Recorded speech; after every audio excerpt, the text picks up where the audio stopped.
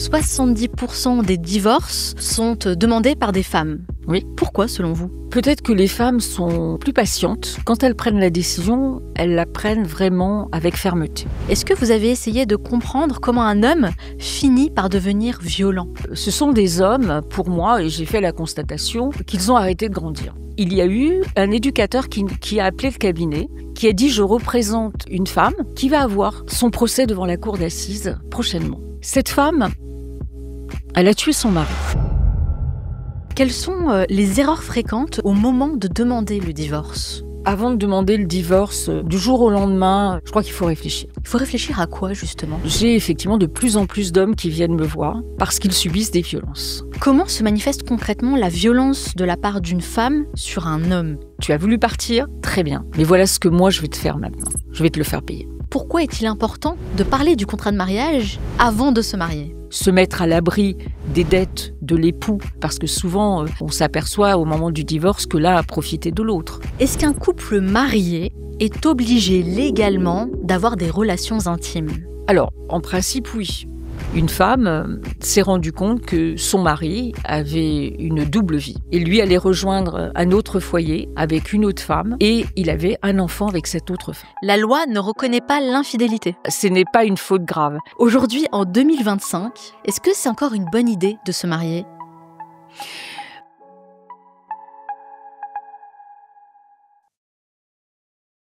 Alors qu'un mariage sur 2 finit par un divorce, l'idéal romantique de la vie à 2 se heurte de plus en plus à une réalité souvent bien plus complexe. Derrière les sentiments et les promesses se cachent aussi des aspects juridiques trop souvent négligés, jusqu'à ce qu'une séparation vienne tout bouleverser. Mon invitée du jour est une avocate spécialisée en droit de la famille. Elle a dédié sa carrière aux divorces les plus sensibles et aux affaires qui bousculent notre conception du mariage. Des pièges à éviter aux choix décisifs, elle partage avec nous un éclairage précieux sur ce qui construit ou déconstruit un mariage. Je vous propose d'assister à une véritable masterclass où nous allons aborder les questions essentielles à se poser avant de s'engager, les pièges à éviter en cas de séparation et les réalités juridiques que beaucoup découvrent malheureusement trop tard. En somme, tout ce que vous devez savoir avant de dire oui pour la vie. Maître Janine Bonadjuenta, bonjour et bienvenue dans le Manal Show. Merci à vous. En préparant cet entretien, je me suis rendu compte à quel point vous avez fait beaucoup de choses dans votre vie et je me suis demandé quel aspect de votre parcours vous êtes le plus fier aujourd'hui. Je suis la plus fière aujourd'hui de ce que je fais en réalité, de ce que je suis devenue. Car ça correspond vraiment à ce que j'aime, à ce qui me pousse vers de la création, de ne jamais m'arrêter.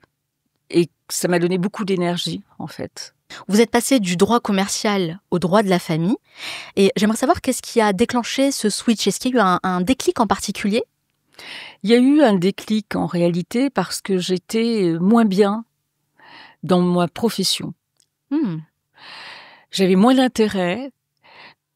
C'était extrêmement inodore, incolore, ce que j'étais en train de vivre avec mes dossiers. Et puis, ce monde machiste que je fréquentais, finalement, où il fallait en permanence, même au bout de plusieurs années, faire mes preuves, à chaque fois me battre pour les convaincre que c'était moi la bonne personne pour défendre leur dossier. Car à chaque fois, c'était un doute. Est-ce que vous pensez être capable ? Vous êtes trop jeune ou vous paraissez trop jeune. Il y avait toujours quelque chose. Et puis des réflexions machistes, des réflexions qui me gênaient parce que finalement, ils ne voyaient pas en moi un avocat, mais une femme avocate et surtout une femme. Et j'en avais un petit peu assez d'être, on peut dire, mal considérée à certains moments, à certaines périodes. Et j'ai décidé de m'occuper plus de l'humain, en fait, d'avoir un tête-à-tête avec mes clients plutôt qu'un dossier, et de ne pas avoir affaire qu'à des PDG ou des directeurs de société qui finalement étaient arrivés, avaient fait leurs preuves et ne supportaient pas les conseils, par exemple. Et j'en ai eu un petit peu assez en me disant « Qu'est-ce que je peux faire ? Qu'est-ce que je peux faire d'autre ?» J'ai pensé à un certain moment arrêter cette profession. Ah, quand même. Oui. C'était... Il y avait une forme de désillusion, de déception? Oui, désillusion, déception, et puis je pense que j'étais arrivée à une voie sans issue où il fallait vraiment que je trouve un autre chemin.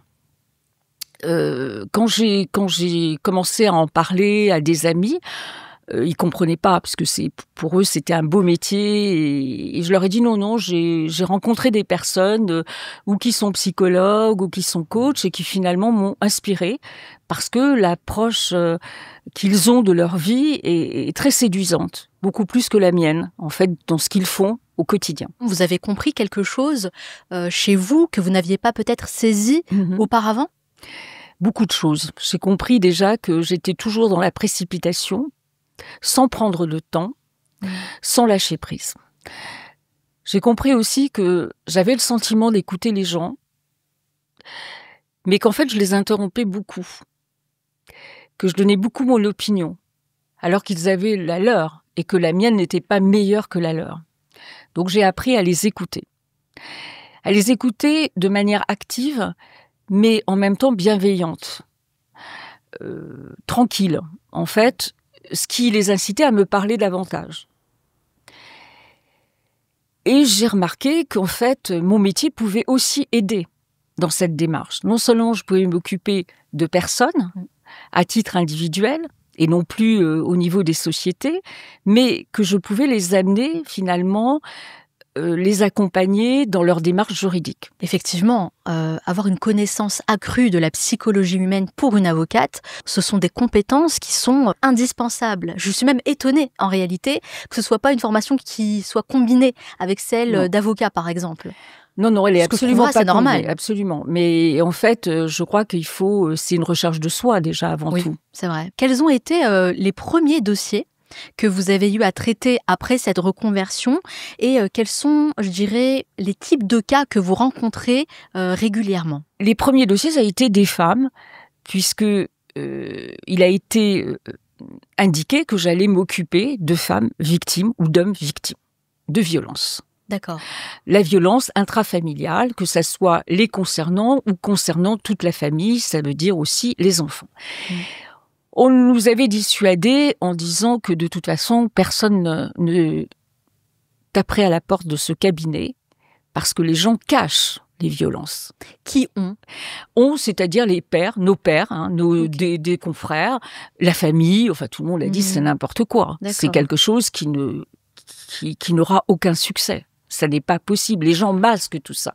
Les gens se cachent derrière des violences qui se passent dans le huis clos familial. Et alors la réalité ? La réalité, elle est différente complètement. Ah oui. Des femmes sont venues petit à petit. Elles sont venues et le cabinet, finalement, avait vraiment beaucoup de travail. Au bout d'un an d'avoir des femmes un peu anonymes, il y a eu un éducateur qui a appelé le cabinet, qui a dit « Je représente une femme qui vient de sortir de prison, mais qui va avoir son procès devant la cour d'assises prochainement. » Cette femme, elle a tué son mari. Mais j'estime qu'elle l'a tué parce qu'elle avait effectivement vécu une vie d'enfer. Donc j'aimerais que vous en occupiez parce que ça va au-delà de la femme criminelle. Je crois que c'est un cas qui a été hautement médiatisé. Alors, ça a été la première affaire qui s'appelle Alexandra Lange. Cette femme a été médiatisée.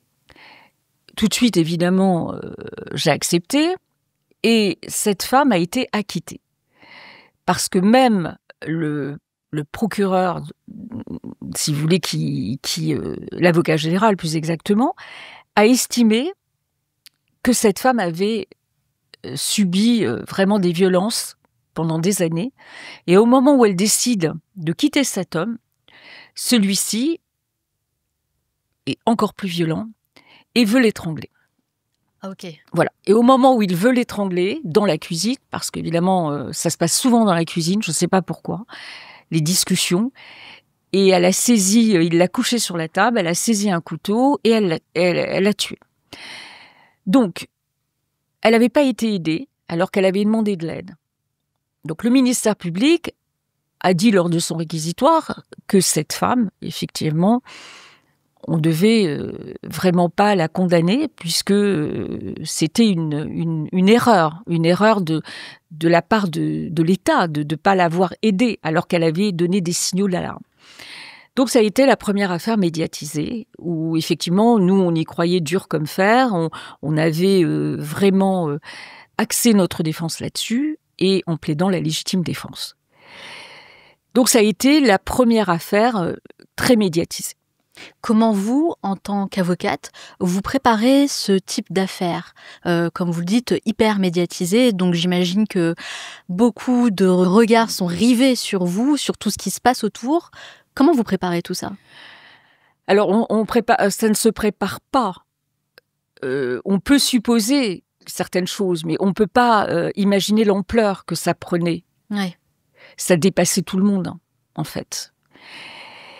On ne peut pas préparer parce que déjà, on n'est pas dans un monde qui nous prépare à cela, puisqu'on a l'habitude d'être dans un cabinet en train de faire nos dossiers tranquillement, et puis tout d'un coup, on est exposé. Et parfois, l'exposition, ça a pour conséquence aussi des jalousies, des rancœurs. J'imagine. Voilà, donc ce qui fait que ça n'est pas facile. De la rivalité, pourquoi elle et pas moi, etc., etc. Parce que j'imagine que ce genre de cas, effectivement, peut changer la carrière d'une avocate ou d'un avocat. Mais comment vous préparez le dossier d'une femme qui a tué son mari? Alors, la première fois, effectivement, qu'on rencontre déjà une femme qui a tué son mari, c'est pas habituel. Oui. Donc, c'est un peu hors norme. C'est pas souvent qu'une femme tue son mari. Il y en a très peu. Contrairement aux hommes qui tuent leur femme, il y a une femme qui est tuée tous les 3 jours. Alors qu'un homme, c'est beaucoup plus rare. Donc, déjà, avoir cette femme en face de nous, c'est compliqué. Comment est-elle? Qui est-elle? Etc. Donc, déjà, il faut la connaître. D'accord. Donc là, l'aspect psychologique rentre en compte. Voilà, complètement. Au départ, oui, parce qu'elle est fermée, parce que c'est une femme qui a souffert, c'est une femme qui vient de commettre un acte qui la dépasse aussi. Une femme qui a des enfants, une femme qui vient de perdre ses enfants, puisqu'à partir du moment où elle a tué, elle est incarcérée, les enfants sont placés. Donc tout ça, c'est un bouleversement. Une femme qui ne nous fait pas forcément confiance. Donc il faut l'apprivoiser, quoi. C'est une bête sauvage quelque part. Ça prend du temps. Ça prend énormément de temps. Ça prend énormément de temps. Rien n'est gagné. Rien n'est gagné parce que ou ça ne sera pas assez bien, ou ça sera trop. Donc il faut trouver le juste milieu. Et puis il y a aussi les femmes qui sont détenues avec elle, qui diront mais non, ton avocat, non, il faut changer. C'est pas ça qu'il faut. C'est un homme ou c'est ceci ou c'est cela.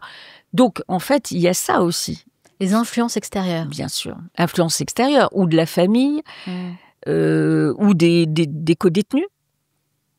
Donc c'est très compliqué. Les gens préfèrent être défendus par un homme. Alors, en tous les cas, c'était ce qui nous est apparu au départ. Elle voulait un homme, alors elle nous disait même un homme franc-maçon. Enfin, voilà, elles avaient des critères bien à elles en se parlant entre elles. C'est curieux. Oui, c'est très curieux parce que il aurait plus de pouvoir, il aurait plus de puissance, un homme mûr, etc., etc. Donc c'était vraiment, c'est toujours les mêmes stéréotypes. Ouais, je comprends. Et puis petit à petit, finalement, elles se sont rendues compte. Je pense qu'une femme, ça peut entendre tout, y compris, elles n'osaient peut-être pas parler de leur vie intime avec un homme, puisqu'après on l'a su, bien souvent, il y a des femmes qui viennent après avoir eu des avocats hommes qui disent mais ça je l'avais pas dit parce que je n'osais pas à l'avocat qui était un homme. Donc en fait, elles se rendent compte que on est beaucoup plus à même d'entendre et de comprendre surtout, et de ne surtout pas juger. J'imagine que vous avez dû décortiquer sa vie d'une certaine manière. Toujours. C'est quoi le quotidien d'une femme qui est victime de violence à tel point qu'elle en arrive à tuer son propre mari? Alors, le parcours de cette femme, en général, est malheureusement le même. Il y a une enfance qui est marquée par la violence, ou à son encontre, ou à l'encontre de sa mère. D'accord. Il y a aussi cette femme qui est marquée par des attouchements sexuels dans le meilleur des cas, mais surtout des agressions sexuelles, y compris de l'inceste parfois. Voilà. Donc, c'est une femme qui a vécu des choses douloureuses. Difficile, déjà un passif lourd.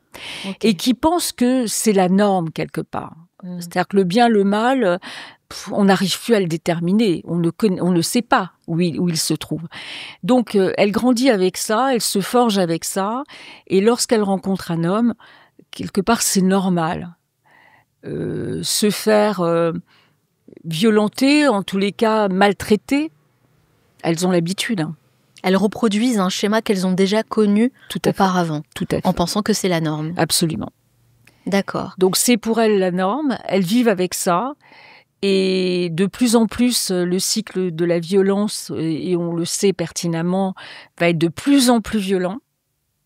Au départ, l'homme va demander pardon quand il va cogner, et puis petit à petit, il va moins demander pardon, il cognera encore de plus en plus fort, et puis un beau jour, il ne demandera plus jamais pardon. Ça va en crescendo. Absolument. Et à partir d'un moment, elles ne le comprennent pas, et d'autant moins lorsque cet homme, ce mari, ce compagnon, va agresser un des enfants.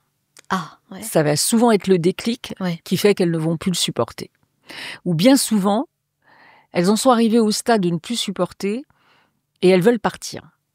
Et là, elles n'ont pas le choix. Parce que quand elles ont décidé de partir, il va redoubler de violence. Il va l'empêcher de partir, de prendre sa liberté. Et lui-même dira, moi, plutôt la voir morte que partir. Et elles le savent, ça. Elles l'ont compris, puisque la scène était encore plus violente qu'à l'accoutumée. Et elles se disent, il va me tuer. Parce qu'il leur dit, en plus, qu'il va les tuer. Elle et les enfants. Et à ce moment-là, elles n'ont pas vraiment le choix et elles se défendent comme elles peuvent avec les armes qu'elles ont à côté d'elles. Et ça peut aller jusqu'au meurtre. Oui, souvent, malheureusement. Souvent, c'est le cas ? Souvent, lorsqu'on arrive à une extrême violence à tel point, on arrive à pouvoir tuer. N'importe qui peut y arriver. Ou fuir, ou appeler au secours et que la police arrive tout de suite, mais elles n'ont pas forcément le temps d'appeler. Et dans les cas que j'ai à défendre de femmes qui ont tué, elles étaient dans une telle peur, une telle terreur, qu'elles ne pensaient même plus appeler. Puisque parfois les psychologues qui les ont examinées ont très bien vu les choses. La seule loi qu'elles avaient, c'est-à-dire qu'elles n'avaient plus confiance en la police, qu'elles avaient parfois côtoyée, puisqu'elles l'ont appelée. Personne n'a rien fait. C'est ça le problème. C'est ça le problème. La seule loi qu'elles connaissaient, puisqu'évidemment contrôlées, ne pouvant pas sortir, n'ayant plus d'amis, isolées, la seule loi, c'était lui qui l'avait. Donc, lui l'a dicté, la loi. Donc, elles n'avaient que ça comme repère. Ouais. Bien souvent, pas de travail, enfermées à la maison, avec un contrôle effrayant. Pour aller faire les cours, tu dois mettre un quart d'heure. Si tu mets 20 minutes, en rentrant, ça va... Attention à toi, parce que ça va cogner. Donc, en fait, elles sont malmenées. Elles sont complètement, je dirais, envoûtées. Elles dépendent de lui, c'est-à-dire qu'elles ne pensent plus par elles-mêmes. Il y a une emprise psychologique énorme, extrêmement forte. Avec toutes vos expériences, est-ce que vous avez identifié un trait commun à ces victimes ? Oui. Quelque chose qui revient souvent. Oui. Ce que je vous disais, la violence psychologique qu'elles ont eue petites filles, ouais. Le manque de confiance en elles, le manque d'estime totale d'elles-mêmes, parce qu'on leur a dit qu'elles étaient grosses, qu'elles étaient moches, toute leur vie qu'elles étaient bêtes. Déjà, des difficultés avec leur mère. La mère qui n'est pas une femme aimante, bien souvent. C'est plutôt le père qui était plus protecteur, pas forcément aimant d'ailleurs, parce que bien souvent il y avait des attouchements. Donc en fait, il y a quand même un profil, ou alors un homme très autoritaire, le père très autoritaire. On a pu constater un petit peu des similitudes qui nous apparaissaient dans tous les cas de femmes meurtrières, de femmes criminelles. Et alors moi, une question que je me pose, c'est au niveau de la catégorie sociale, est-ce que ça touche vraiment toutes les couches de la société, ou est-ce qu'il y a vraiment un profil de femme en particulier ? Les femmes qui sont violentées peuvent être des femmes avocates, des femmes psychologues, des femmes médecins. Donc j'ai tout ce panel qui vient au cabinet, mais aussi des cadres, des secrétaires, enfin il y a un petit peu tous les milieux. Le problème, ce sont des femmes aussi très bienveillantes, très aidantes,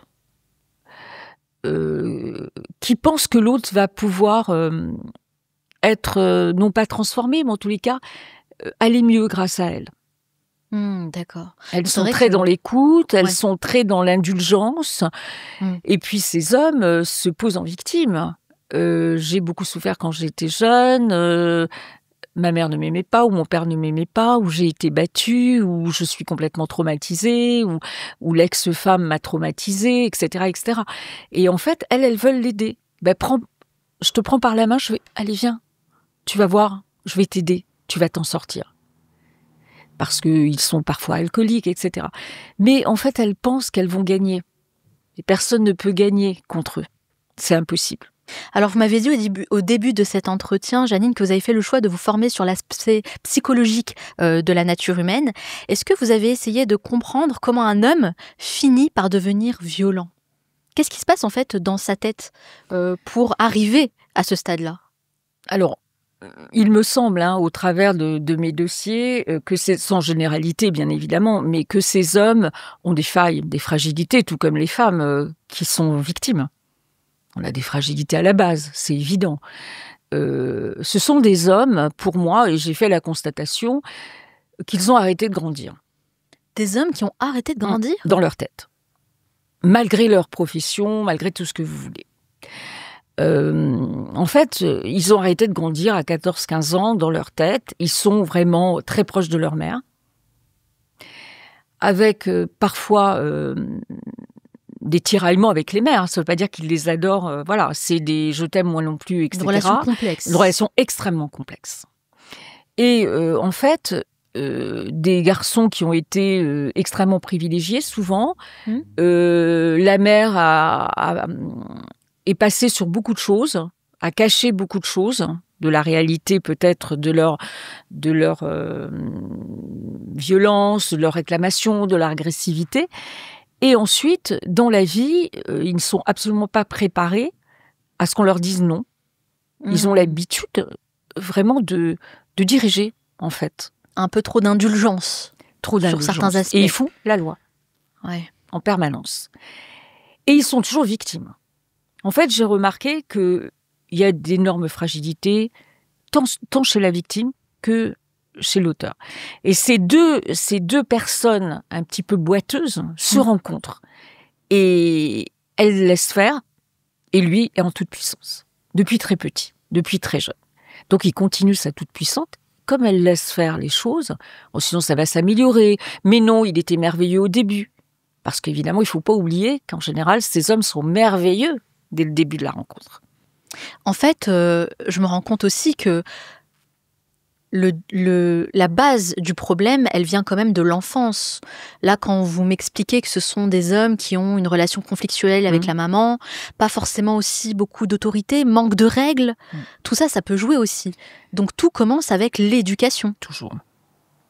L'éducation est très importante. D'ailleurs, c'est en ça qu'il faudrait travailler déjà aujourd'hui sur l'éducation dès l'école. On a fait beaucoup d'études, par exemple, dans la cour de récréation, on a donné des ballons aux filles pour jouer au foot. Et en fait, elles se mélangeaient aux garçons, et les garçons, au départ, se moquaient, et puis finalement, après, les considéraient comme leur égal. Alors que si elles sont dans un coin à jouer à la marelle et eux au foot, tout de suite, ils se moquent des filles. Donc on voit bien que pour que les femmes soient respectées et les considérées comme leur égal, il faut aussi leur apprendre que ce sont leur égal, que les femmes aussi sont capables de faire des choses, et des belles choses aussi, et qu'elles peuvent être fortes, qu'elles peuvent être moins fortes comme eux. et admettre qu'un petit garçon puisse pleurer, puisse avoir des angoisses, puisse avoir des peurs. Enfin, je crois que on en est encore loin d'atteindre ce niveau, mais je crois qu'il faut, dès l'enfance, dès la maternelle, que les règles changent. Est-ce que ça veut dire que c'est quelque chose que l'on pourrait prévenir en s'intéressant, j'ai envie de dire, en investissant même dans l'éducation des petits garçons ? Bien sûr, dans l'éducation des garçons et des filles. Et les filles ne doivent pas se laisser faire. Sans oublier les filles, évidemment. Les filles, bien évidemment, ne doivent pas accepter une gifle. Même petite fille, ni du frère, ni du père, ni de personne. En fait, il faut leur apprendre à parler aussi. Et aussi peut-être à parler aux petits garçons, parce qu'eux aussi ont leurs souffrances. Et leurs souffrances se traduisent plus tard par de la violence. Alors, on entend souvent dire que les violences conjugales sont un phénomène qui touche principalement les femmes. Est-ce que c'est une réalité ou est-ce que les hommes aussi peuvent être victimes de violences conjugales ? Si vous avez des anecdotes, des cas à partager avec nous, ça serait super pour pouvoir justement imager tout ça. Alors, j'ai effectivement de plus en plus d'hommes qui viennent me voir parce qu'ils subissent des violences. Des femmes qui leur vraiment, et ça se manifeste pendant le mariage, mais après mariage aussi. Après mariage. Dès le divorce, elles se déchaînent parce qu'elles n'ont pas supporté finalement le fait qu'il ait pris la décision de divorcer. D'accord. Et souvent, par manque d'estime d'elles-mêmes, elles se déchaînent, et surtout quand il y a une femme qui vit avec eux. Donc, évidemment, elles sont effectivement très jalouses. Et comment ça se manifeste ? Alors, d'une manière toujours identique, elles font de l'aliénation parentale.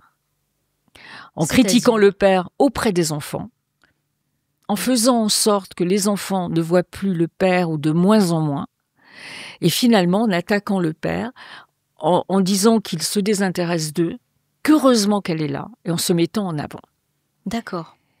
Donc voilà le nouveau phénomène. Le mode de fonctionnement, Absolument. En tout cas, d'une manière générale. D'une manière générale. Et en fait, il y a une guerre incroyable qui peut se créer.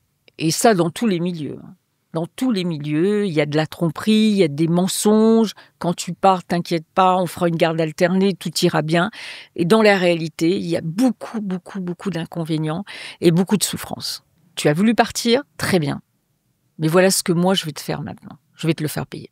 Comment se manifeste concrètement la violence de la part d'une femme sur un homme ? Parce que un homme, effectivement, a plus de force physique. Il va frapper, pousser, enfin voilà. Une femme, comment est-elle violente vis-à-vis de son mari ? Alors, une femme violente, ça sera une autre forme de violence plus psychologique. Oui. D'accord. Par exemple, l'isolement avec ses amis. Non, je reçois pas tes amis. Non, ta famille, j'ai pas envie de la voir. En fait, c'est beaucoup plus psychologique. Donc, il va être isolé de sa famille. Et les enfants n'iront pas voir tes parents. Voilà. Donc, critique en permanence les parents, les amis, la sœur, le frère, etc. Et puis, le critique, lui. Alors, le critique, tu gagnes pas assez d'argent. Mais comment tu veux, regarde, un tel, ils sont partis aux Maldives, nous on est toujours au même endroit, on fait du camping, voilà. Donc toujours des comparaisons, donc tu ne gagnes pas assez d'argent. Et puis le critique aussi d'un point de vue intime. Finalement, t'es bon à rien, voilà. Est-ce que vous avez eu un dossier à traiter justement au sujet d'une femme qui a été violente avec son mari, que vous pouvez partager avec nous ? J'en ai tous les jours. Alors le dernier peut-être qui est venu me voir, il est très isolé, il est très malheureux parce qu'elle a fait en sorte que les enfants ne voient plus leur père. Encore une fois. Encore une fois. Donc c'est toujours par là en fait que ça. Finalement, il n'y a pas d'enfants, il y a moins d'histoires. C'est-à-dire les liens sont vite rompus. Or là, il y a encore ces enfants qui sont en droit de visite et d'hébergement chez le père ou chez la mère. En l'occurrence, c'était chez le père. Elle était hargneuse contre lui. Elle n'en voulait plus. Elle le critiquait. Il avait perdu son emploi, donc finalement, c'était une femme un peu vénale, beaucoup vénale d'ailleurs. Et à partir du moment où il n'y avait plus d'argent, il l'intéressait de moins en moins. Elle l'avait épousé pour ça, manifestement.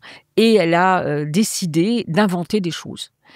et le père les prend en droit de visite et d'hébergement, et elle prétend que le père a baissé la culotte de sa fille, alors que la petite avait 7 ans, et que c'était pas du tout l'intention du père, c'était que simplement il voulait qu'elle change ses vêtements, etc. Et ça, c'est très difficile, parce que comment prouver voilà. que ça n'est pas arrivé? C'est ça. Les éducateurs font un rapport éloquent sur le père en disant que le père, finalement, subit cette femme. Il est victime de ses errances et surtout du fait qu'elle ne veut pas qu'il voie les enfants, qu'il n'a, malgré l'autorité parentale conjointe, qu'il n'a accès à rien. Ni à la scolarité des enfants, ni à toutes les activités extrascolaires, ni à un psychologue que les enfants voyaient. En fait, elle coupe le père de tout. Ouais. Donc, ils disent que manifestement, ça devient très grave. Ça dure depuis 2 ans.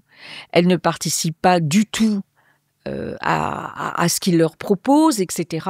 Elle ne vient pas, elle ne veut rien faire. Donc, ils disent que c'est très grave. Et que 2 ans, c'est énorme quand même. Hein.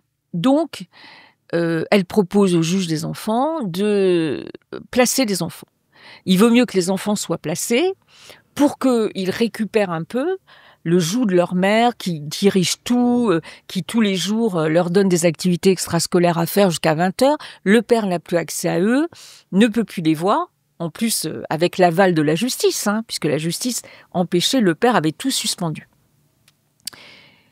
Eh bien, le juge des enfants, malgré ce rapport qui était vraiment extrêmement dur à l'encontre de la mère, a levé la mesure d'assistance éducative et la mère, finalement, les enfants ont été entendus, ils ont 12 ans et 13 ans, 11 ans, 13 ans. Les enfants ont dit qu'ils étaient très bien chez la mère. Et pour cause, ils sont arrivés avec la mère devant le juge des enfants et le juge a dit « ils ont l'air très bien ». Donc, il n'y a plus de mesures éducatives. Donc, on va revenir devant le juge aux affaires familiales pour à nouveau plaider. Et là, le papa est totalement désarmé. Ah ben, il est plus que ça. C'est-à-dire qu'il avait rencontré une compagne, ils sont sur le point de se séparer. La compagne ne peut plus supporter tout ça. Ah, j'imagine, ouais. Les enfants ne veulent plus lui parler au téléphone, en tous les cas, en ce qui concerne la fille. Donc, c'est un drame humain. C'est un drame humain. Les grands-parents ne voient plus les enfants. Ils sont malades. Ils espèrent les voir et chaque mois qui passe, ils ne les voient pas. Donc, on arrive à des situations extrêmement difficiles. Et tout finalement se rajoute en général par couche au drame. Il a perdu son emploi, il n'en retrouve pas, il n'a plus d'argent. Enfin, c'est extrêmement terrible ce qui peut arriver. Totalement. Avec votre expérience, quelles sont les principales causes de divorce? Alors, c'est surtout les situations qui changent. C'est-à-dire? L'un d'entre eux perd son emploi, donc il y a moins d'argent. D'accord. Il y a moins de projets, par conséquent.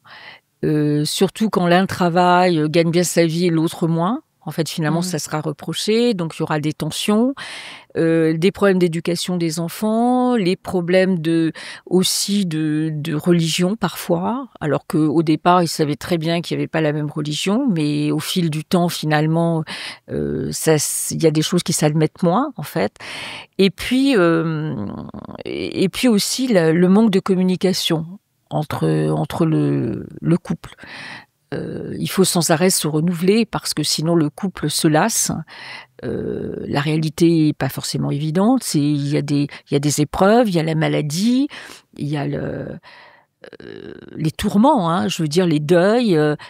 Donc tout ça fait que parfois ça sépare parce que l'un se croit vraiment seul au monde quand quelque chose arrive comme la maladie et que l'autre n'est pas à ses côtés, et peut-être que l'autre ne peut pas y répondre aux attentes. Donc, il y a une méconnaissance, finalement, de l'autre à ce moment-là, qui fait qu'il se dit qu'il n'a plus rien de commun avec cette personne. Les épreuves de la vie, ça, c'est quelque chose, effectivement, qui peuvent séparer.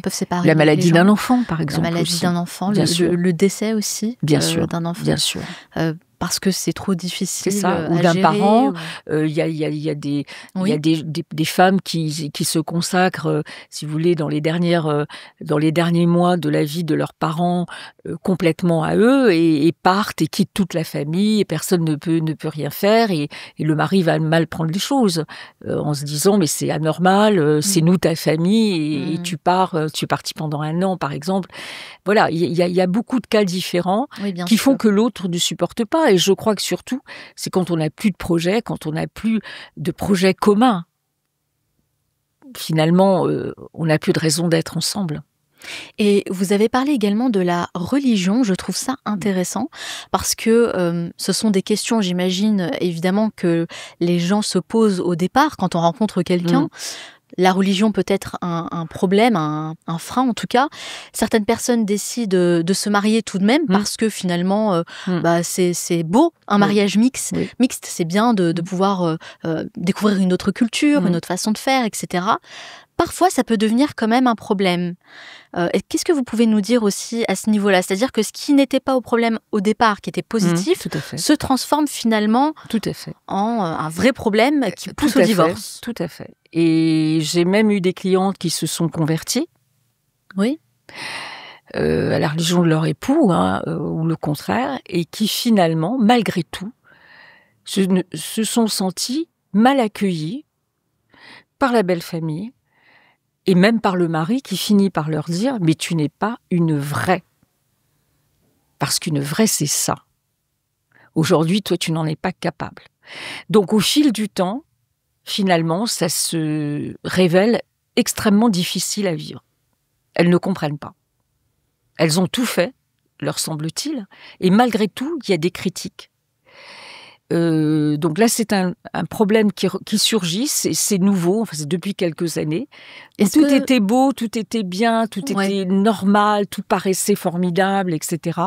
Et ça s'est révélé vraiment complètement néfaste pour le couple. Mais je crois que c'est le regard des autres, ou le regard de la belle famille, qu'elle soit d'un côté ou de l'autre, qui finalement a gêné à un moment l'un d'entre eux, qui fait qu'ils reprochent à l'autre ce qu'ils sont devenus. Finalement, tu n'es pas assez bien, je me suis trompée, alors que finalement, la femme aura tout fait. Mais elle n'est pas réalisée, elle n'est pas vécue comme cela par lui. Donc finalement, c'est un aspect qu'il ne faut surtout pas négliger en réalité. Moi, je pense qu'il faut parler ouvertement et de manière très honnête. Le souci, c'est que tout le monde, évidemment, tout le monde a réfléchi avant, normalement. Normalement, oui. Normalement, tout le monde a réfléchi. Tout le monde a bien posé les choses. Ça n'est pas facile de se convertir, que ça soit une religion ou une autre. Il faut du temps, il faut des mois. Je veux dire, la nouvelle religion n'accepte pas comme ça les personnes qui se convertissent. Donc on peut supposer que tout le monde a réfléchi. Et malgré tout, aujourd'hui, j'ai ces difficultés. En préparant cet entretien, j'ai lu que 70% des demandes de divorce sont demandées par des femmes. Oui. Pourquoi, selon vous ? Alors, peut-être que les femmes sont plus patientes. Quand elles prennent la décision, elles la prennent vraiment avec fermeté. Elles ne tergiversent pas. Pourquoi ? Parce qu'elles sont quand même plus exigeantes. Quand elles sont délaissées, quand elles sont trompées, quand elles ne sont pas mises en avant dans le couple, quand elles sont dénigrées, humiliées, ça prend du temps, mais quand elles comprennent que finalement c'est trop, elles se disent « je ne supporterai pas, donc je préfère partir ». Alors qu'un homme, finalement, il s'habitue au confort de la vie quotidienne, et même s'il est moyennement bien, il trouve ailleurs le moyen d'être mieux. Soit parce qu'il rencontre d'autres femmes, et que finalement, ça passe de cette manière, soit parce que dans sa profession, il va trouver finalement des ressources qui vont lui convenir. Donc il a d'autres moyens de compenser. Mais il reste. Il reste. Et puis c'est un confort, il y a quand même, entre guillemets, une assurance que les enfants, finalement, vont être entourés, que l'intendance va être faite, enfin, puisque la femme a beaucoup de charges mentales et prend beaucoup de choses en compte. Et ça va lui suffire peut-être. Ça va lui suffire parce que recommencer, c'est compliqué pour un homme. C'est compliqué.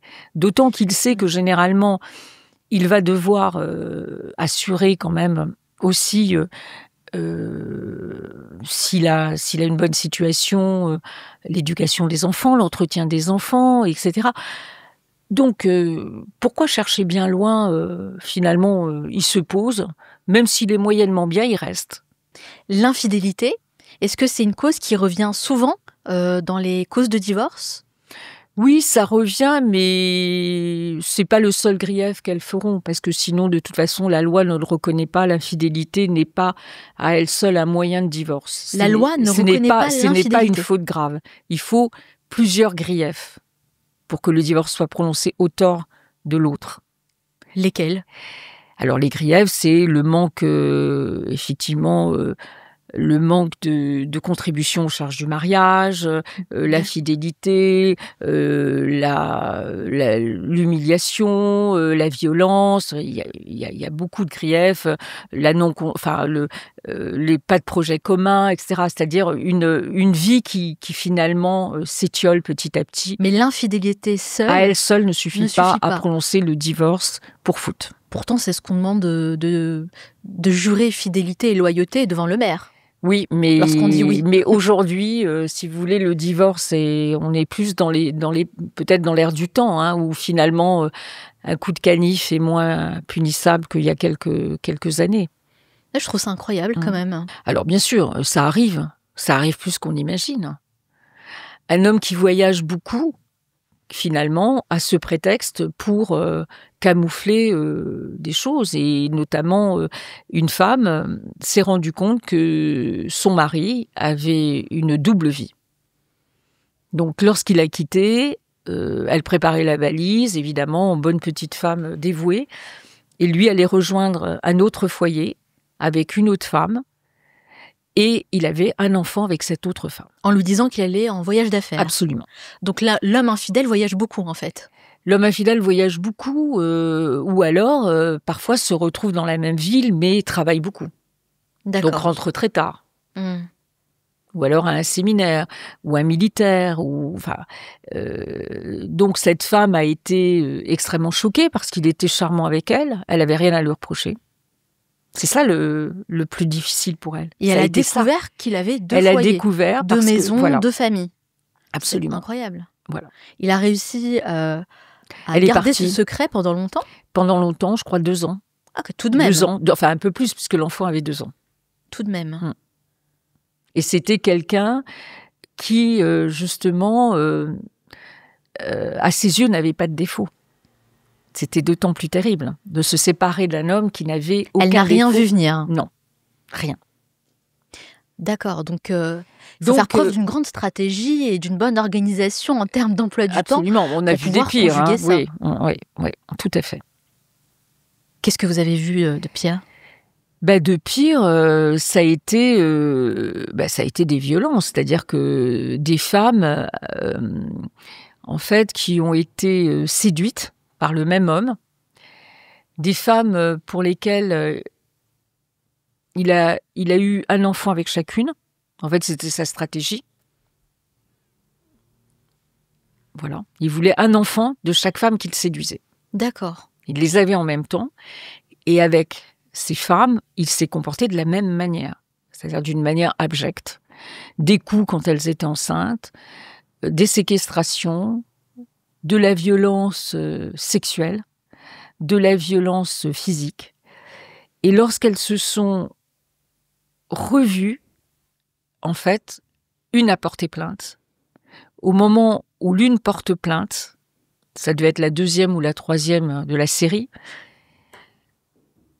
on entend effectivement cet homme, et puisqu'il était auteur, donc on garde à vue, et on lui demande de lui parler de ses autres histoires, et donc il donne des noms. On interroge ces femmes qu'il avait quittées, qui avaient vécu les mêmes choses. Et donc il y en a 3 qui se sont portées partie civile sur 5 seulement, parce que les autres étaient incapables. Et donc il est passé en cour d'assises.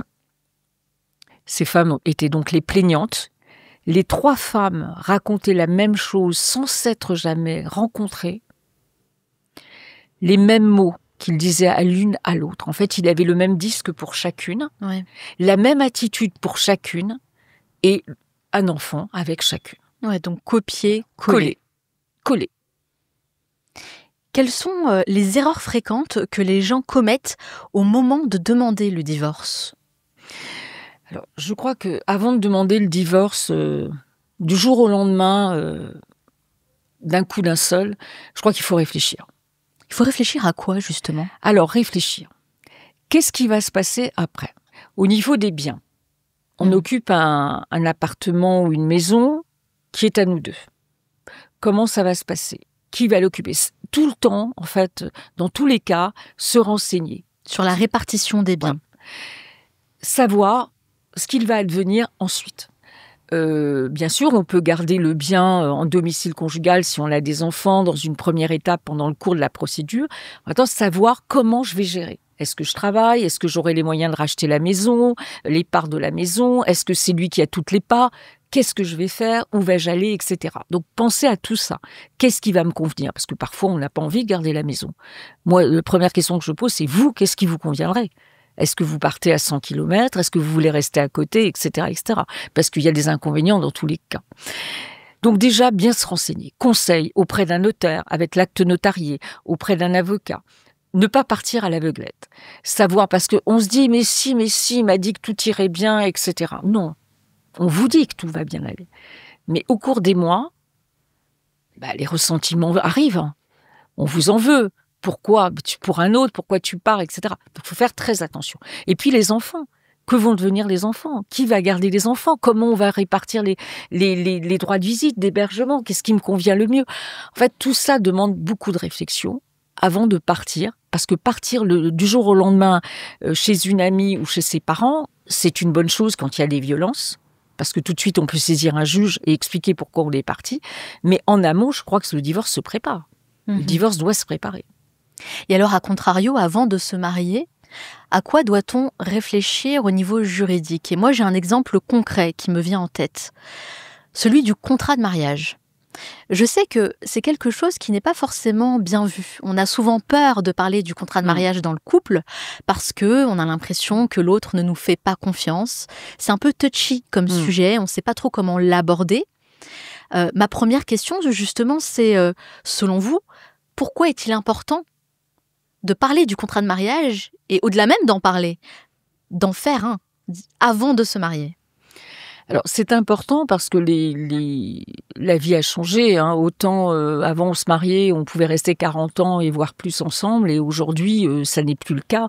Donc, je crois qu'il faut être, comme dans la répartition de l'argent du ménage, comment on va faire, etc. Je crois qu'il faut oser en parler parce qu'après, c'est l'objet de disputes. Comment on peut l'aborder sans que l'autre ne se sente Alors c'est avec pas respecté? je crois qu'il faut déjà beaucoup de délicatesse et de respect. Expliquer que effectivement c'est pas un problème qui pour l'instant nous préoccupe, puisque tout est merveilleux, etc. Mais j'ai l'exemple, par exemple, ou de mes parents ou d'amis, etc., qui se sont retrouvés confrontés à des situations assez difficiles. Donc le contrat de mariage, d'ailleurs, il s'explique quand il y a des professions libérales. Pour ne pas que, imaginons que l'une d'entre elles ait une profession libérale ou une société, soit tenue des dettes de la profession libérale, etc. Donc, se mettre à l'abri des dettes de l'époux alors qu'il n'y est pour rien, c'est le fruit du travail. Donc, c'est mieux. Donc, que chacun... C'est une bonne raison. C'est une bonne raison. Dire tout simplement que, de toute façon, les biens peuvent être achetés ensemble, même en cas de séparation de biens.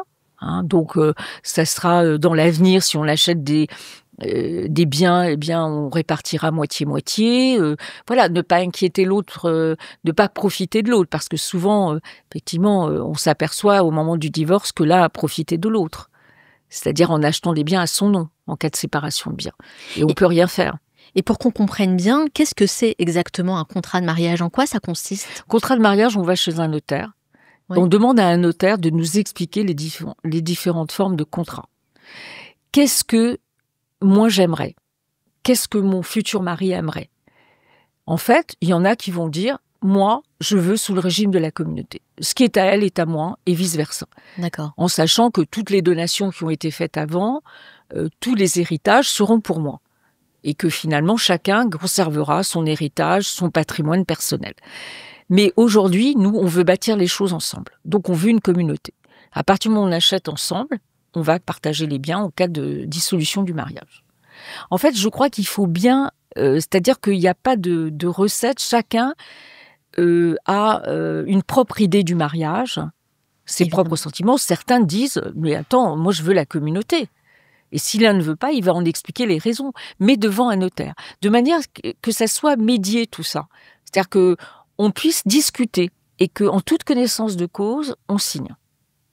Au-delà des biens matériels, que peut-on mettre d'autre sur un contrat de mariage ? Il y a les biens mobiliers, il y a les commodes du 18e que la grand-mère a offert et qu'on veut absolument récupérer, des bijoux éventuellement qui ont été offerts. On peut dire qu'ils seront restitués à la personne qui les a offerts. Enfin, on peut aménager comme on veut les clauses. Ça reste encore du matériel parce que moi, j'ai entendu des histoires assez dingues où, par exemple, un homme a demandé à faire un contrat de mariage et sur ce contrat, il a stipulé que sa femme ne devait pas prendre plus de 4, 5 ou 6 kilos, je ne me souviens plus, ne devait pas prendre du poids. Mais ça, c'est aux États-Unis. Cas, ça, c'est aux États-Unis. Ça, c'est aux États-Unis. Ah oui, en France... En France, c'est interdit de faire ça. Ouais. D'accord. Oui, mais ça, c'est aux États-Unis. C'est quand même assez incroyable de mettre ça. Mais ce qui est incroyable, c'est que la femme qui signe. C'est vrai, c'est vrai. Je vous rejoins là-dessus. Mais enfin, peut-être qu'elle y trouvait aussi son compte, probablement, probablement. Souvent, ce sont des personnes assez fortunées qui estiment elles se sont en droit de mettre ce genre de choses. Oui, donc, en même temps, c'est quand même considérer la femme comme un objet. Et j'admire les hommes qui restent avec une femme qui grossit, qui prend même 30 kilos de plus que quand il l'a rencontrée et qui est encore admiratif de sa femme. Pour moi, c'est ça le véritable amour. Je trouve que c'est une question très importante, en tout cas, à avoir avant le mariage, parce que bon, il y a l'aspect émotionnel, évidemment, mais on oublie souvent que le mariage, finalement, c'est un contrat entre deux individus. Tout à fait.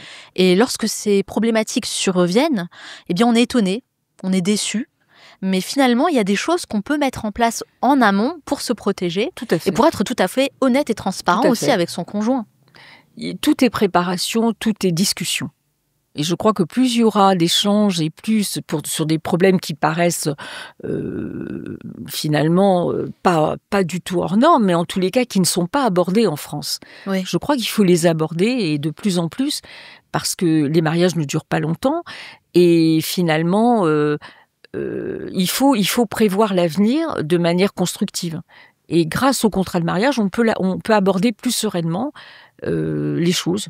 Et qu'au moins, on connaîtra mieux les intentions de l'autre, dès le départ. En fait, il faut écrire les choses. Absolument. Pour qu'elles soient ensuite prises en considération. Absolument. Juste en discuter à l'oral, c'est bien dans un premier temps pour introduire le sujet. Oui. Mais après, l'étape numéro 2, c'est vraiment d'écrire. C'est un contrat. On l'est obligé. Absolument. Et surtout, lorsqu'on achète un bien en commun, surtout, ne pas oublier de mettre les pourcentages de ce bien. C'est-à-dire, monsieur apporte 80% du montant, voilà, et madame apporte que le reste, ou 50-50.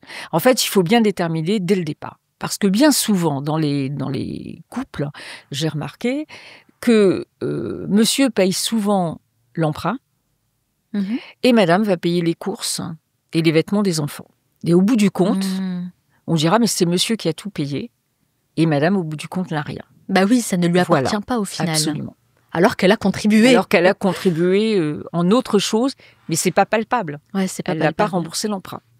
Donc faire très attention à tout ça. Et je crois qu'une discussion au moment où on est euphorique, au moment où on est parti vers l'avenir de manière un petit peu avec des paillettes dans les yeux, c'est le moment ou jamais d'en parler. Parce que c'est pas après, 10 ans après, que vous allez vous rendre compte que finalement, ça n'est pas ce que vous pensiez. Qu'est-ce qu'on ne peut absolument pas mettre dans un contrat de mariage ? Alors visiblement, le poids, pas comme aux États-Unis, mais y a-t-il d'autres choses qu'on ne peut pas mettre ?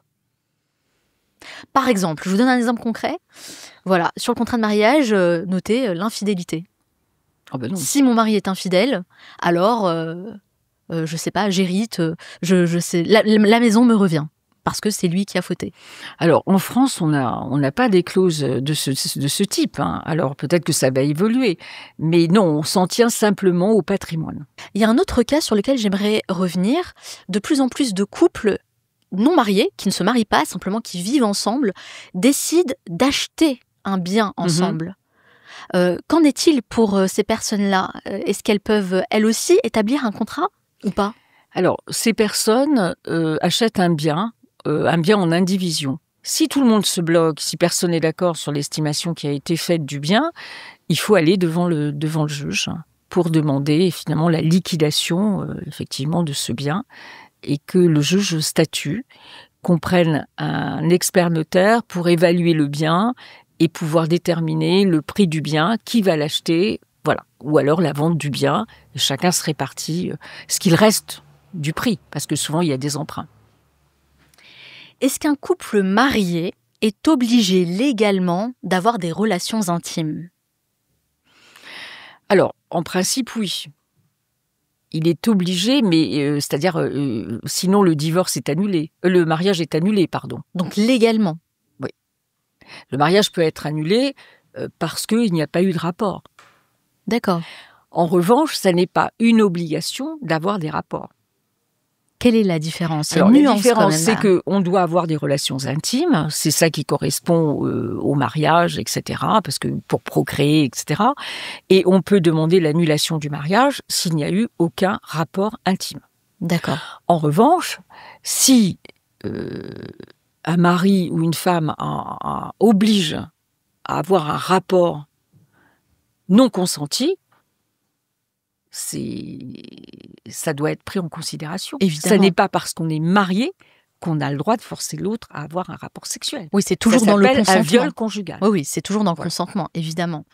Et est-ce qu'un couple marié doit vivre sous le même toit? Non, pas forcément. Pas forcément. On peut avoir deux résidences séparées. Ça se fait de plus en plus, d'ailleurs. Oui, absolument. C'est quelque chose que vous voyez de plus en plus aussi dans votre cabinet? Tout à fait. Ouais. Mais déjà, par les professions, certains font du télétravail, donc préfèrent vivre dans le sud, d'autres sont obligés de venir à Paris, donc ils se retrouvent évidemment, mais pas forcément régulièrement, une fois par mois, etc. Mais ça n'est pas du tout interdit. Oui, il y a beaucoup de personnes aussi qui se remarient à un âge un peu plus avancé et qui ont déjà en fait acquis un bien, ne souhaitant pas forcément quitter leur maison, leur appartement, décident en fait d'habiter dans deux maisons, différents foyers. C'est peut-être le secret d'ailleurs de la longévité de Certains disent que c'est un secret de longévité du mariage, effectivement. Peut-être aussi parce qu'ils gagnent en maturité et expérience. Oui, et puis on ne se retrouve que pour les bons moments, normalement. Aujourd'hui, en 2025, est-ce que c'est encore une bonne idée de se marier? Tout dépend, encore une fois, de la personnalité de chacun, de l'éducation de chacun. Certains sont très attachés aux valeurs du mariage, d'un point de vue spirituel, d'un point de vue romantique, et ne conçoivent pas une vie commune sans être mariés. Et donc chaque opinion doit être respectée. Et pourquoi pas? Il y a encore des jeunes qui se marient, et pas forcément que pour la fête, aussi pour des convictions religieuses. Et puis dans certaines cultures, c'est mal vu de vivre sans être marié. Donc tout ça rentre en jeu aussi. Effectivement, la valeur du mariage, j'ai l'impression que c'est quelque chose qui revient beaucoup chez la jeune génération. Oui, certains même ne veulent pas avoir de relations sexuelles avant le mariage. Et j'ai vu ça beaucoup dans mes dossiers. En fait, il y a un retour finalement à l'engagement, à la virginité. Enfin, c'est chez des jeunes femmes en fait que je retrouve aussi beaucoup. Comment vous expliquez ça à l'heure où dans notre société il y a de plus en plus de divorces? Alors peut-être que en revenant à ces valeurs-là, il y en aura moins. On peut l'imaginer. C'est comme on retourne aux sources et qu'on est content de vivre dans une petite maison au bord d'un petit fleuve, une petite maison dans la prairie. Peut-être aussi on a envie de valeurs de famille, de croyances, de choses beaucoup plus vraies, moins superficielles, plus authentiques. Et vous, Janine, est-ce que vous êtes mariée? Non, j'ai été mariée et je ne suis plus mariée. Je suis veuve aujourd'hui. Et c'est quelque chose que vous envisagez peut-être dans un avenir? Alors, la porte est ouverte, hein, mais c'est vrai que j'ai pas beaucoup de temps pour faire des rencontres. Je rencontre les gens toujours en coup de vent, dans des trains, dans des avions, parce que je suis aux quatre coins de la France. Je rencontre des gens et je m'attarde pas parce que je suis toujours préoccupée par mes dossiers, par mes conférences, par mes colloques. Ouais. Donc, mais je pense que la porte est ouverte, mais ça n'est pas ma priorité. Ce ne sont pas les cas que vous rencontrez au quotidien qui vous ont peut-être mis un petit peu à l'écart du mariage en vous disant « Oula, avec tout ce que j'entends, tout ce que je vois, ça me donne pas vraiment envie en fait. » Alors, il y a un petit peu de ça. Ouais. Parce que les hommes, finalement, qui m'ont été dépeints comme des hommes merveilleux, formidables lors de la rencontre, se sont révélés quelques mois, dans le meilleur des cas, voire quelques années plus tard, des horribles personnages. Finalement, ça fait hésiter. Hein. Mais c'est aussi parce que les circonstances ont fait que je n'ai pas l'occasion, en fait, de rencontrer ces hommes-là. Et peut-être parce que ils ont certainement plus peur que moi, ils ne me font peur. Parce que c'est vrai qu'avec votre métier, on pourrait en tout cas supposer que effectivement il y a un impact aussi psychologique sur vous, Oui. parce que vous prenez beaucoup Oui. pour vos clients, Oui. mais vous aussi, vous devez aussi avoir une sorte de carapace pour ne pas être une éponge émotionnelle et pouvoir prendre du recul sur tout ça. Alors certaines fois, je prends des distances. J'arrive vraiment à... dès que par exemple, je retourne sur Paris, après avoir vécu quelques jours d'audience assez difficiles, Ouais. à prendre des distances, mais on est quand même imbibé, Ouais. et je ne peux pas oublier dans l'heure qui suit.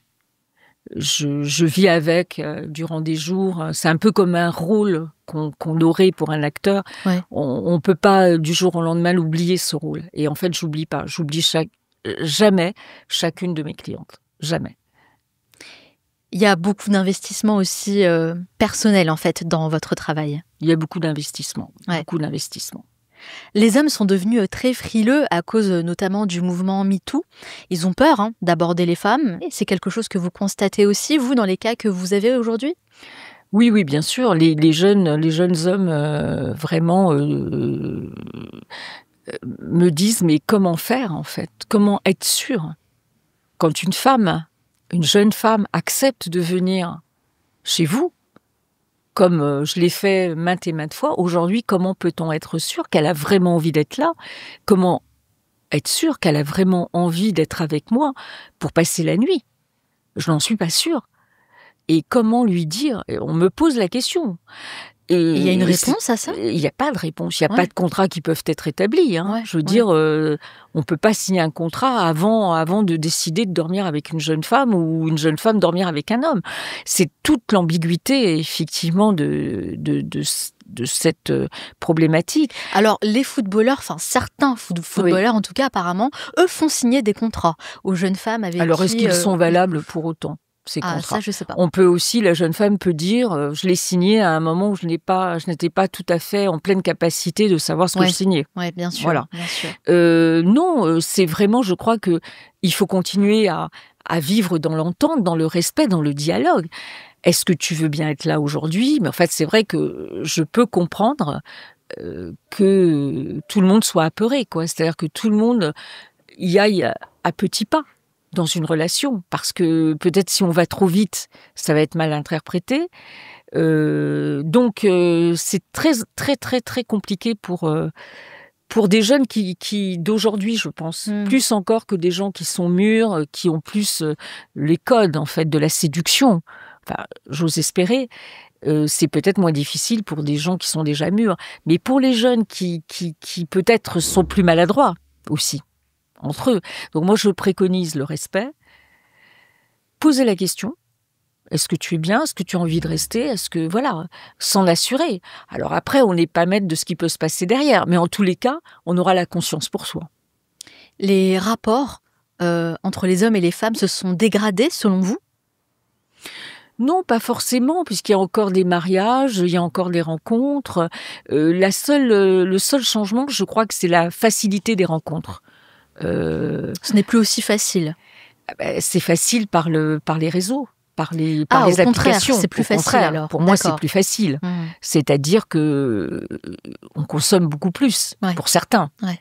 Pour certains, c'est toutes les semaines, on peut avoir quelqu'un de nouveau. Donc, est-ce que ça donne justement du piquant à tout ça? Ou est-ce que ça ne devient pas banal et que c'est moins intéressant? Je ne sais pas, que c'est moins appréciable, que c'est moins apprécié. Les choses rares, c'était beaucoup plus apprécié, je pense. Et aujourd'hui, est-ce que ou les hommes ou les femmes apprécient davantage leur rencontre? Je me pose la question. Les choses rares et les choses qui prennent du temps aussi. Sont plus appréciables. Alors que là, c'est moi, j'ai des jeunes femmes qui me disent moi maintenant j'ai choisi de faire les applications et toutes les semaines je peux changer d'homme, par exemple. Parce que, après il faut s'y faire, mais peut-être que c'est une fuite en avant, peut-être que c'est un besoin momentané, mais que aussi c'est peut-être aussi pour ça qu'elle trouve pas forcément la bonne personne. Parce que si elle prenait le temps, peut-être qu'elle trouverait la meilleure personne, en tous les cas pour elle. Avec tout ce que vous pouvez entendre dans votre cabinet, dans les sphères les plus privées des personnes qui viennent vous voir, est-ce que vous arrivez encore à prendre du plaisir dans votre travail aujourd'hui? Oui, parce que étonnamment, ce ne sont jamais les mêmes histoires. Même si elles se répètent, mais les circonstances sont différentes, les personnalités sont différentes, les histoires de chacun sont différentes, de leur enfance, de leur adolescence, de leur vie aujourd'hui. Et chez chaque être, il y a une autre façade, derrière leur façade, il y a une autre histoire qui m'intéresse. Et c'est en ça que je trouve que mon métier est intéressant, puisqu'il n'est jamais identique. Chaque jour est différent pour moi. Et c'est toute la richesse de mon métier. Merci beaucoup, Janine.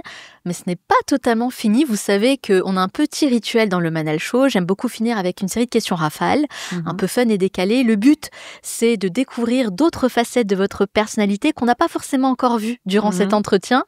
Alors, je vous rassure, c'est très fun. Il n'y a aucun piège. Ça dure 1 minute 30. Est-ce que vous êtes prête? Oui. C'est parti.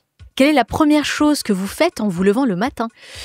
En me levant le matin, je dis bonjour à mon chien. Quel est le dernier livre que vous avez lu? Alors, j'ai lu La manipulation, un livre de psychologie. Et le livre qui vous a fait perdre votre temps? Je perds jamais mon temps parce que je lis la première page et je comprends très vite s'il va m'intéresser ou pas. Quelle est la chose à laquelle vous croyez et que les autres considèrent comme une folie? Alors, je crois en fait que je suis mieux avec les chiens et les animaux, en fait, et que je pourrais finir ma vie avec eux, un peu comme Brigitte Bardot. Que demandez-vous le plus dans vos prières? Dans mes prières, je prie beaucoup pour que mon fils aille bien. Quel est l'endroit où vous aimez aller pour vous ressourcer? La Corse, la Baule. 2 endroits. Ah oui, 2 endroits différents. Ouais. Si vous pouviez inviter une personne à votre table pour déjeuner, n'importe qui sans limite, qui choisiriez-vous? Alors, j'aimerais inviter Gisèle Halimi. Quelles compétences aimeriez-vous développer et pourquoi? Alors, j'aimerais faire de la radio. Et pourquoi? Parce que j'ai envie de parler et j'ai moins envie d'être regardée. En tout cas, vous avez une voix qui s'y prête bien. Merci. Quelle est la mauvaise habitude dont vous aimeriez vous débarrasser? C'est-à-dire ne pas faire attention à ce que je mange et manger trop tard, en fait, à cause de mes audiences, voilà. Si vous aviez 100 € et pas 1 € de plus, dans quoi les investiriez-vous? Un livre, des livres. Qu'est-ce qui vous agace le plus chez les autres? Leur manque de dynamisme, leur manque de conviction. Quelle est votre Madeleine de Proust, quelque chose qui vous rappelle votre enfance ? Ce qui me rappelle mon enfance, c'est les châtaignes. Les châtaignes ? Oui, la farine de châtaigne. Selon vos proches, quelle est votre plus grande qualité ? Ma plus grande qualité, c'est de ne pas baisser les bras. Et selon vous, quel est votre plus grand défaut ?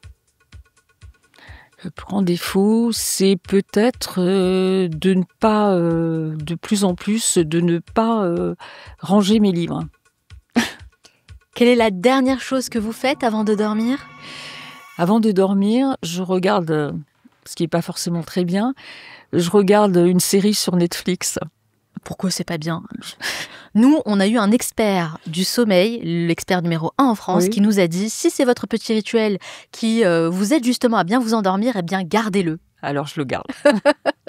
Et enfin, la question signature du Manal Show, quelle est la leçon apprise ces dernières années et qu'on n'apprend pas sur les bancs de l'école ? Ce qu'on n'apprend pas sur les bancs de l'école, c'est à être sûr de soi et avoir confiance en soi. Ne jamais se laisser décourager, même par un enseignant qui a l'autorité, qui a le savoir, qui a l'expertise. Car il peut se tromper lui aussi. Ne jamais baisser les bras. Croire en vous, c'est la plus grande des choses que je vous souhaite. C'est une excellente leçon. Merci beaucoup, Janine, d'avoir partagé tout ce que vous avez partagé avec nous. C'est absolument passionnant. Merci pour votre temps, votre énergie, pour tout le travail que vous faites aux côtés de toutes ces femmes et ces hommes, vraiment. Et moi, j'ai appris beaucoup de choses. J'espère que ça servira à toutes les personnes qui nous ont écoutés aujourd'hui. Est-ce que vous aimeriez ajouter quelque chose en particulier ? Parce qu'on a parlé de beaucoup de sujets, c'est vrai. Mais y a-t-il quelque chose que vous aimeriez ajouter ? Une question que je n'ai peut-être pas posée ? Je pense qu'on a fait vraiment un panel de toutes les questions qui concernent un peu mon expertise, mais je dirais à toutes ces femmes, ces hommes victimes, de ne pas se laisser décourager. Franchement, après les ténèbres, il y a toujours une lumière. Toujours. Et il faut y croire. Si on veut en savoir davantage sur vous, sur ce que vous faites, où peut-on vous retrouver ? Je sais que vous êtes très active sur les réseaux sociaux. Alors, je suis active depuis peu. Mais finalement, oui, c'est vrai aujourd'hui. Donc, on peut me retrouver sur Instagram, sur TikTok. Et puis, il y a toutes mes coordonnées si quelqu'un veut me joindre pour me poser une question en particulier. Et je vous félicite vraiment pour la qualité de vos contenus. Merci à vraiment. vous. On partagera évidemment tous les liens en description de cet épisode. Merci beaucoup, Maître Bonagiunta. Je vous souhaite beaucoup de succès dans tous vos futurs projets. Merci beaucoup.